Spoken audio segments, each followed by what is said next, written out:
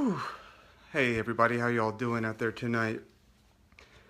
Um, gonna use my hands talking a lot, so I'm using a tripod here. Hopefully you can hear me pretty well. Um, just waiting for things to build up here. So bear with me a few minutes. Hope everybody's doing well out there, whoever's joining.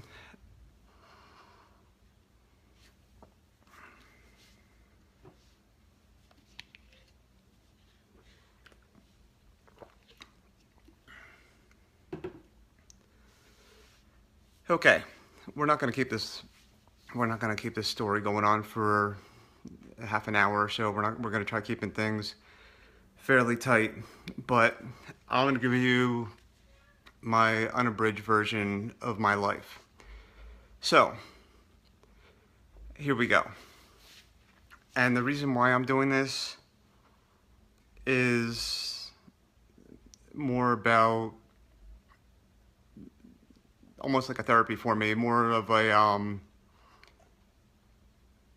I don't need anybody's approval anymore. I am who I am, and if you don't like it, the door is right behind you. I don't need you in my life if you're gonna be any kind of false person to me anymore. And not that I'm really dealing with that too much these days anyways. Anyhow, um, we're gonna do this as quick as I can. And I'm gonna run through, I just turned 41 a couple days ago. So we're gonna just go as fast as I can through 4 decades. And I'm gonna do it in a relatively short amount of time. So what we're gonna do, I'm just gonna go through, I grew up in New Jersey, and we had the country club lifestyle for the most part. We grew up, I would say, halfway decently, and I wouldn't complain about anything. Turned out some of it might have been like keeping up with the Joneses type situation. I don't know much about it, but when I was 13, 14 years old, give or take, it was right around the time when my parents split up. And when they split up, it started me down a path of me really not understanding what was going on, because I grew up, I was really tight with my dad, and I spent the next 30 years, or close to the next 30 years, not, well, 25, 27 years, whatever, really kind of in a lost state, because I never really felt I belonged with anybody. I never felt like I really belonged in any particular group. Um, Typical thing, like teenage years, parents split up, that thing happens. It's neither here nor there. However, it started me on the path of, like, which a lot of typical teens, like drinking, smoking, experimenting with drugs, so on and so forth. Except I got stuck into a situation where I dealt with every group. Like, I dealt with the hippies, I dealt with the people that were like the heavy metal people, I dealt with all different groups. I never really had problems with anybody, which was cool. My older brother was cool with me. Like, we started getting tighter as we got older. Um, However, the drug situation, everything got crazier and crazier as I went along. I hit 21. I thought I'd join the army thinking I could get myself into a situation, and it's one of those things where you think you could get away from things by running away, which turns out that's not the case. I spent my times in the active duty in the military pretty drunk most of the time. I'll admit it. I spent most of the time pretty drunk, and I'm lucky I made it through my time without getting myself in a world of trouble. I got out with an honorable discharge. I did my duty and everything, but I'm a very lucky person. Now, after the military, that's when things went really downhill for me. And the reason they went really downhill for me is I can honestly say most of my 20s I don't know much about, just for the sheer factor that I was going chemical central. And I know it's weird admitting that to people that I did drugs, but yes, I did them. And I don't do them anymore. I haven't done them in a very long time. And I'm very proud of the factor that I was able to walk away. But from the time of like to my early 30s, there were some very weird, crazy situations where I did so much stuff that I could say I blew through X amount of dollars in a couple weeks, which most people would make in a year. Where I got the money from, I have no idea. I'm not going to go into the details on that. But let's so and behold, I ended up across country on my 30th birthday in Oregon by myself, not knowing anybody. Got myself into even a worse crowd out in the West Coast. And I got myself involved in a lot of more stuff. And luckily, after about a year and a half in Oregon, I got myself back to New Jersey, courtesy of my brother and a couple friends.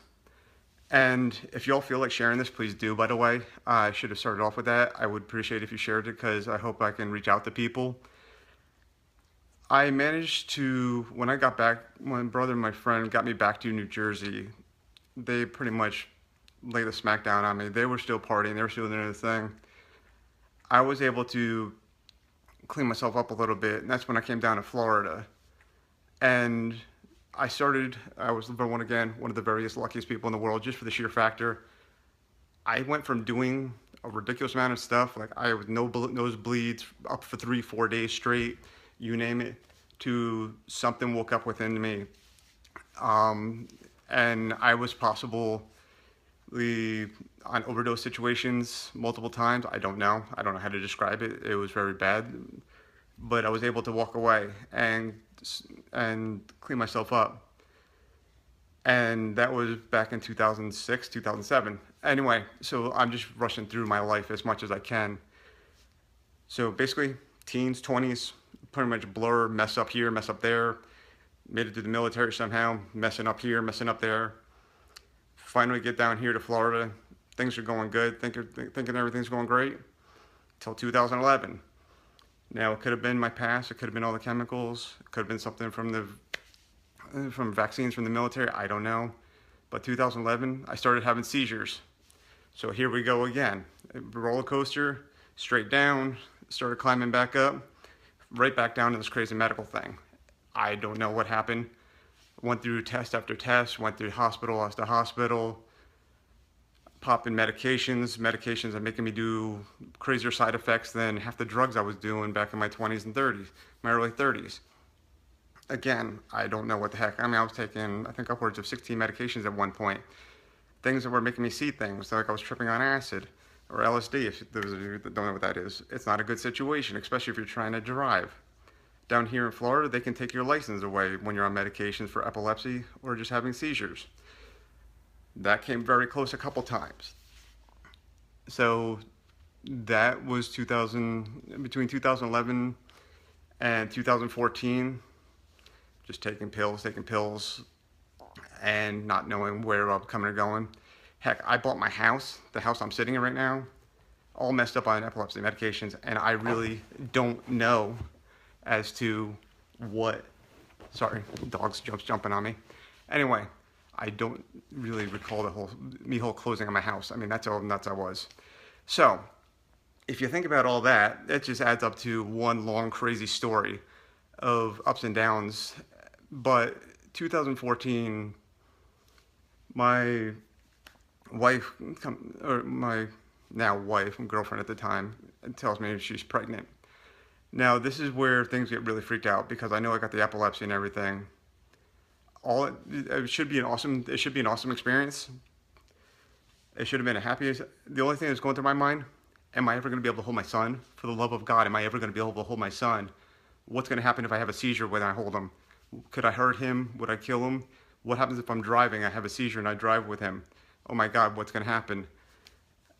And my wife and I got married, and he was born December 30th, 2014. It's going to be 2 years old soon. He was my saving grace. The minute I laid eyes on him was the minute I had to figure out something, and I had to figure out something to get rid of these drugs as far as the medications. I didn't know what to look for. I didn't know where to look for. I just started researching all over the place. It took me 5-6 months to find it. And that's where I came across the whole ketogenic lifestyle. And during this whole period, I'm gaining weight. At my max, I was 245 pounds. Probably closer to 250, but we'll just say 245. Anyway, I'm trying to wrap this up. Come June 2015, I found ketogenics. And I was also taking just supplements, like vitamins and stuff like that, just trying to get myself healthy, to balance things out. And that's when I decided to pull myself off my medications. Nobody should ever take themselves off medications. I'm not claiming that it's a good idea. I took myself off medications just because I was scared of what was going to happen to me. So I luckily pulled myself out of it. I got knocked my seizures down from X amount of times to the point of where I was only then having them very, very infrequently, not even a month to month thing. Knowing that my son relied on me was my saving grace as far as this final chapter of my life, as far as this is just the beginning of a whole new book for me, because me and him are going to go, me, him, my wife, who I love dearly. I love being a husband. She's freaking awesome. Marissa, if you're out there, I love you. And I know you know that, but I have to say that. And Flynn, my son, who I just put to bed, he's sleeping away. Anyway, so I saw him December 30th, 2014, cried like an idiot, and go, oh God, I got to figure something out. So I pulled myself off medications in June of 2015, got my life together as far as you can with epilepsy. Um, I stopped my seizures. I dropped 65 pounds. I'm down to 181, 180, 181, give or take. Fluctuates back and forth in there. But it's been almost a year since I've had any major, it's been over a year since I've had anything major happen. The state of Florida's cleared me for driving. Don't have to worry about holding my son anymore. It's a crazy thing. And yeah, we're having financial issues, whatever that, but that's neither here nor there. My life, everybody's life goes ups and downs. There is no straight path to success. You're going to be going back and forth and all over the place. I've personally been as high as possible and down as low as possible as you could go. I've ended up in ditches. I've ended up practically homeless. I've been from high as a kite, drunk as hell, DUIs, should have gone to jail for this, somehow miraculously made out of it here, somehow miraculously made it out of here. I am not a religious person by any means, but there's somebody upstairs or somebody somewhere around here that's looking after this cat, and I realize now that I'm really destined for something, and it's something awesome. Where that's going, I don't know, but I'll tell you right now, ketogenics has saved my life. I mean, my son saved my life by being born, and the love I feel for him. I mean, the father and son experience is absolutely beyond amazing. If you ever happen to get the chance, be a father. It rocks. Anyway, I'm babbling on a little longer than I planned on, but in a nutshell, that's my life. I love you too, sis. It's been all over the place.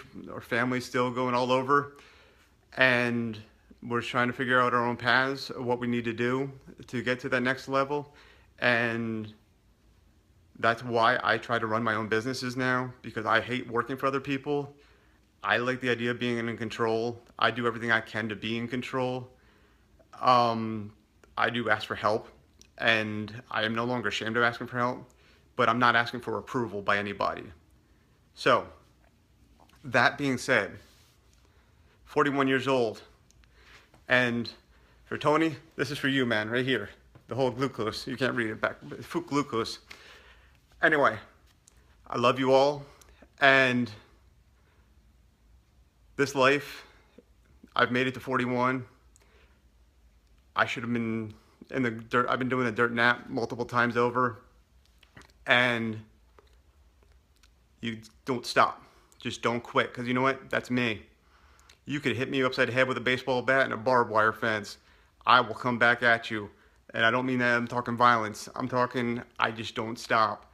And I refuse to stop, because my son deserves the best. My wife deserves the best. My family and friends all deserve the best. And I plan on putting 150,000% into everything I do. And I care. I care more than I could possibly imagine. You have no idea how much I care about people. And that's what it comes down to. Please do me a favor, share this with everybody. Like my page, The Health Dad, facebook.com/The Health Dad. Share this out with everybody, subscribe, and much love to everybody. I hope I hit every point, but you can say depression, drugs, crazy here, crazy there. We're going over here, going over there. And that's about it. We're now on the rock and roll path, and we're going to keep kicking ass, because I, Ryan O'Connor, freaking rock. And I love all of you. And if you need anything, just hit me up. All right? Much love, everybody. Have a great night.